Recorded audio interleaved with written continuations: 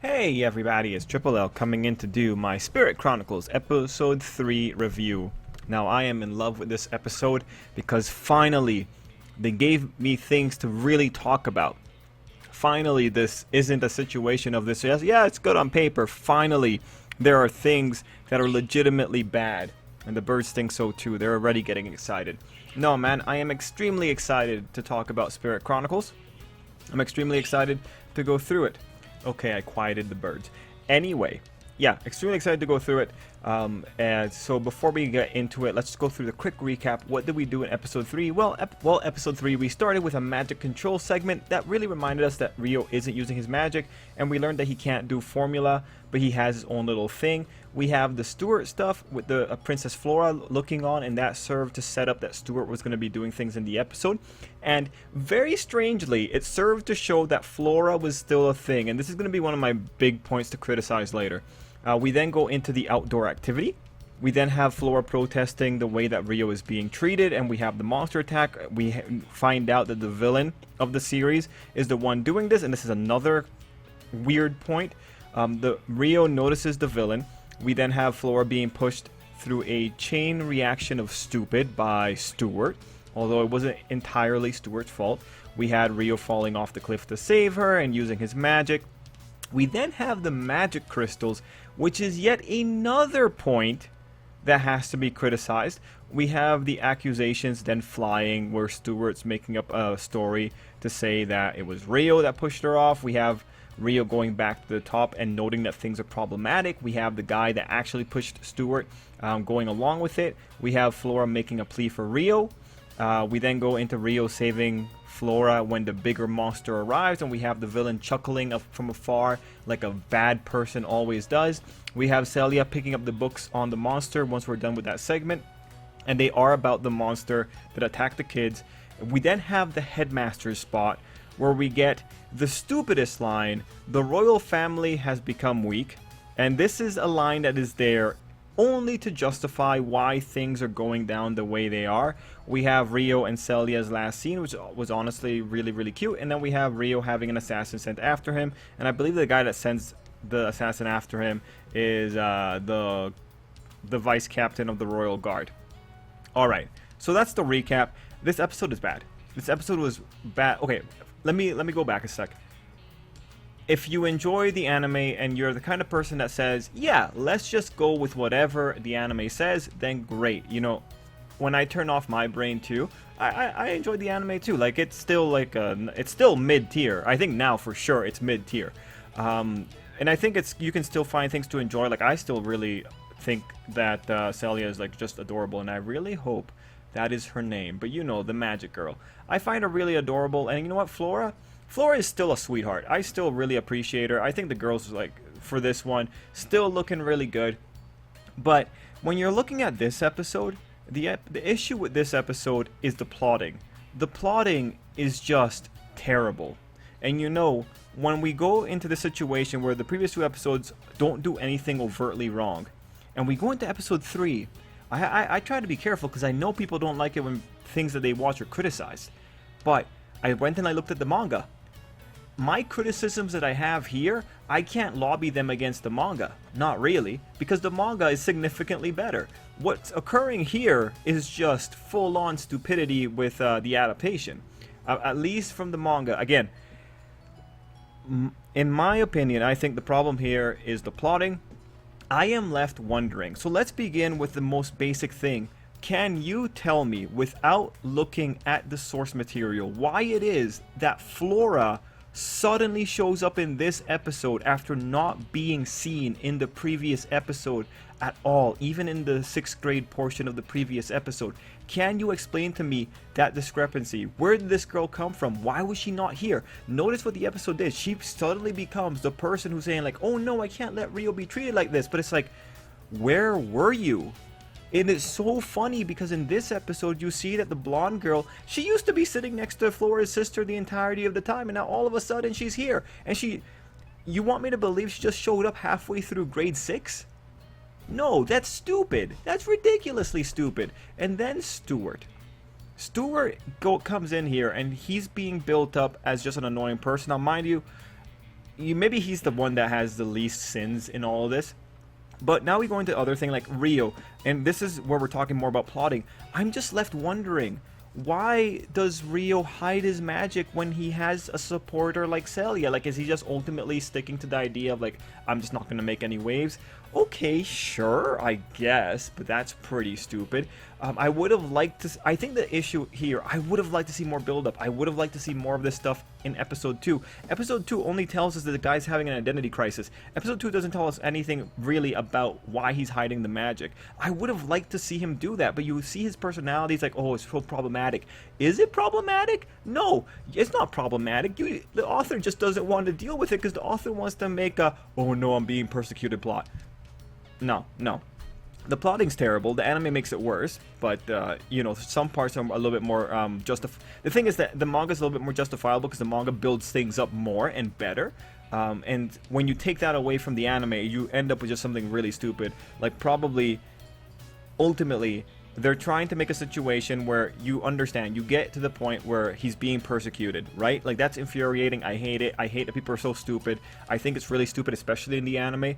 I don't want to see it happening. So, you know, props to the author. They know that this is a really good plot point to take advantage of. But the anime, with the way they're doing it, it just kind of botches the author's efforts of trying to make this work. Now, going back into this, I have to ask, why is the villain just suddenly there? Why? What about knowing that this kid was at the slums that day made the guy go and be like, yeah, let's throw in a bunch of different monsters and see what happens? I would just like a little bit more fleshing out of that particular villain. And also, like, this guy was involved in trying to kidnap Flora, so I have to ask, why didn't he try to kidnap Flora? He can fly. Like, these kids are so stupid that you could be standing like what, a few feet away from them behind a waist high bush and they won't notice you. That's how stupid these people are. If you notice, this entire episode runs on the fundamental assumption that everyone's blind. They don't see what happens with Flora. They don't see that Flora did not run away and instead went to help a little a buddy who didn't look like he was knocked into the woods that far. And also they didn't see that Rio was in the vicinity. This entire episode revolved around everyone needing glasses. It's pretty hilarious. And this is usually one of the things that tells you, like, okay, come on.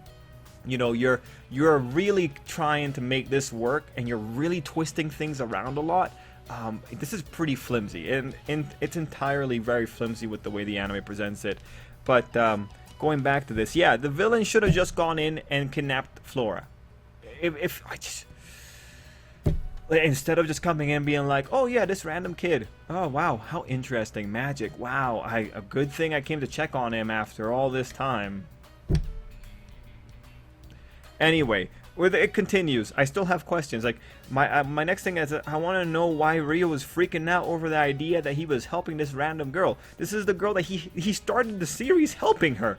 Is he really questioning that he's a nice person? Yes. But it's just so jarring. You know what makes it worse? It's like, I'm wondering, is this because Flora was in the thing? Because look, if Flora is actually supposed to be in the episode, in episode 2, if she was actually supposed to be there the entire time along with her sister, I have to ask, like, did they not have any interactions? Just like, it's so jarring when Flora comes in full on and she's witnessing the bullying. It's like, where were you in the previous episodes? Are you a sickly child? I wish someone justified it. And I went back through episode 2. I didn't see any mention of Flora, but if I missed it, I apologize. But I don't think I missed it. But then again, maybe I had a migraine and I missed a line of dialogue that said Flora's at home sick or something like that, but whatever. Anyway, you have Flora. And then we move into, like, there's another thing. The magic crystals. You saw that it was dropping magic crystals. Did you know the magic crystals was actually a plot point? Did you know that Rio picked up the magic crystal from the big monster and he was like, oh, so this is actually a monster just like everything else.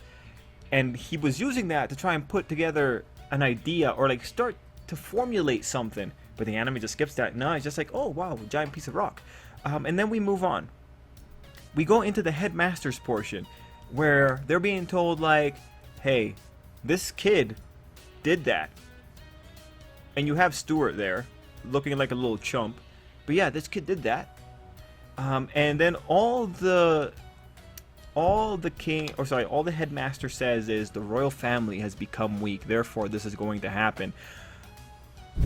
You want to know, in the manga, it seems like there's like an entire page at least just devoted to explaining the political issue that is going on right now, instead of just giving it a one-word line. Because like, really, if it's stuck at one-word line, I would have been criticizing, like, really, just because the royal, what does that even mean? The royal family's influence is weak. Yeah, what does that even mean? Where's Flora? Why isn't she trying more? She already saved Rio's life before. Rio's been wronged by these people before. They know they've wronged him before. She actually has a lot of clout to be able to toss around here. Anyway, manga, full-on page explaining the entire thing, and it's like, okay, I get it. And then it even goes into talking like, oh yeah, this one house, they were disgraced 5 years ago because they screwed up and let Flora get kidnapped, and that's why they're going after the kid. Like, the headmaster is able to like think about it and be like, yeah, these people are pretty shitty. And then you have this whole other different thing where, lo and behold, in the manga, you get to see more Flora, and Flora's there, and she's like, no, how can we not help him? And she's being told essentially to shut up because you don't know any better. And they're saying like, yes, we understand that this is the situation and maybe we can delay the execution. And Flora's like, but no, that means he's going to be incarcerated forever. And it's like, that's the best we can do for the boy. And I'm thinking like, this is significantly more respectable than a one-word line saying, oh yeah, hey, like the royal family's kind of lost their influence. And it's just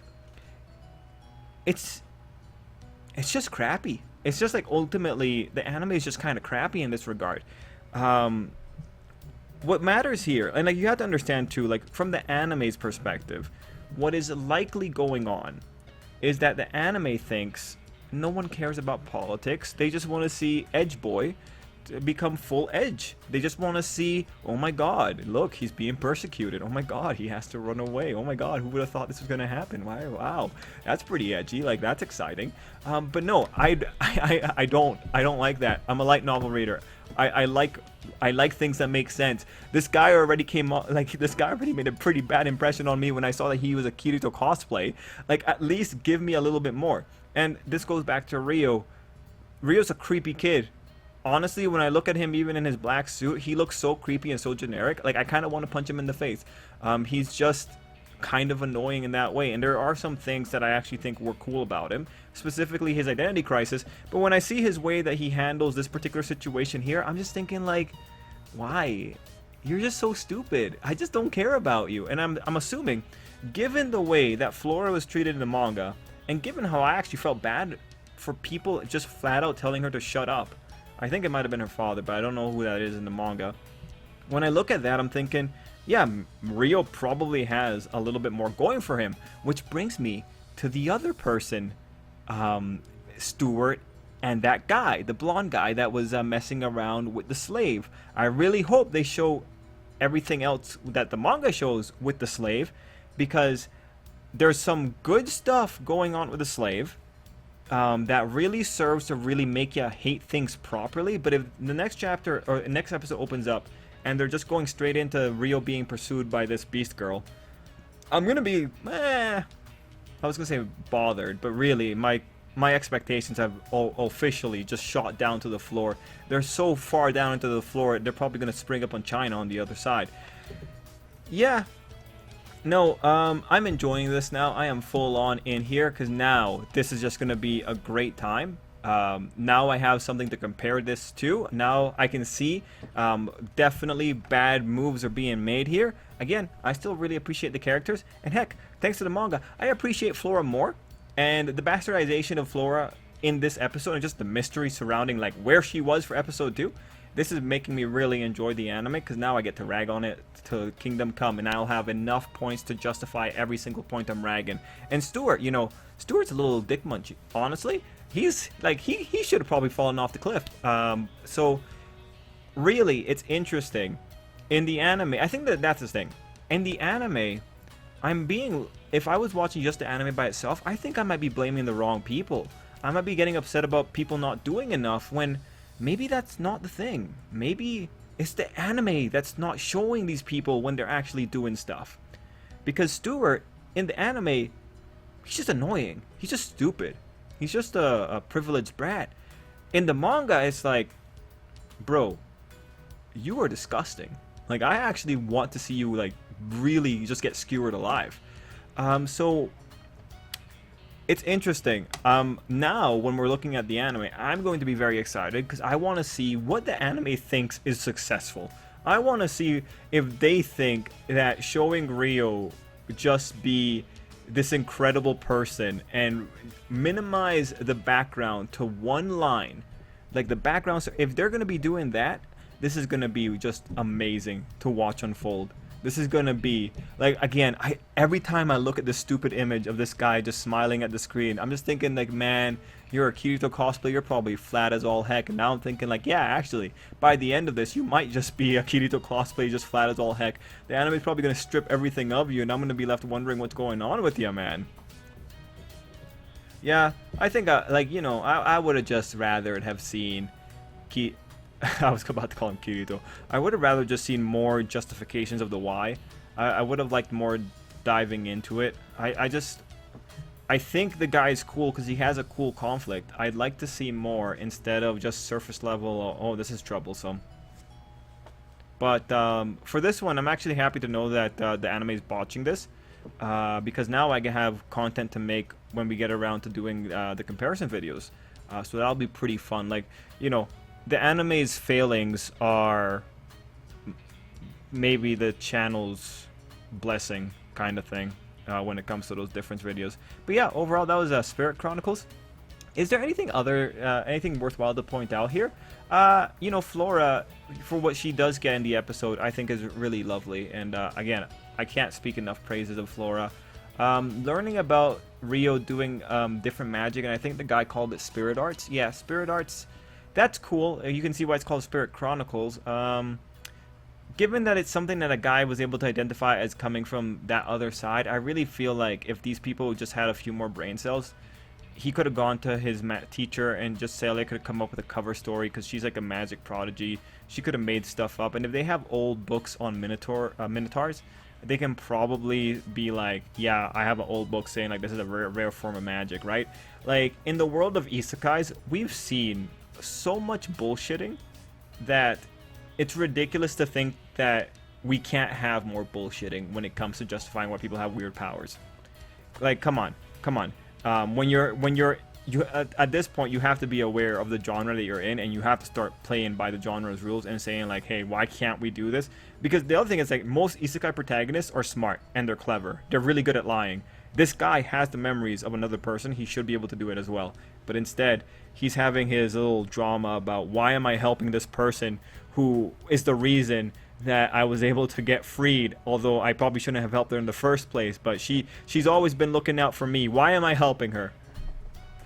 Well, it's probably because she was missing for like God knows how many years from the previous episode. Well, why was she missing? God.